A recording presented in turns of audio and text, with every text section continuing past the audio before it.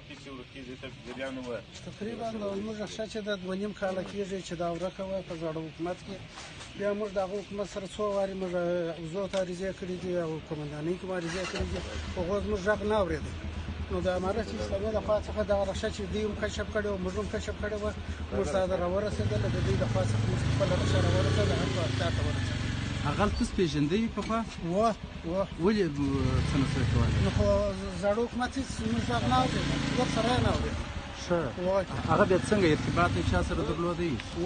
د زوړه چارواکو سره د مامور کشف سره یې درلود. ښه، اوس څونه خوشحاله یې؟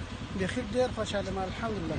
د امارت اسلامي د خوا څخه موږ ته د رخصه دا په ذات کې د نیمې ورځې یا نیم 2 ساعته موږ ته د خپل حق راورسېد، رخصه تسلیم شو. په دغه رخصې سره څه ژوند چلېدی؟ تاسو نفقه دغه رخصه زموږ د کور د نفقې رخصه وه چې دغه رخصه ودرېدله پر ما باندې 80,000 کلدار در اوس هم د رخصې باندې وې، اوس هم باندې دي.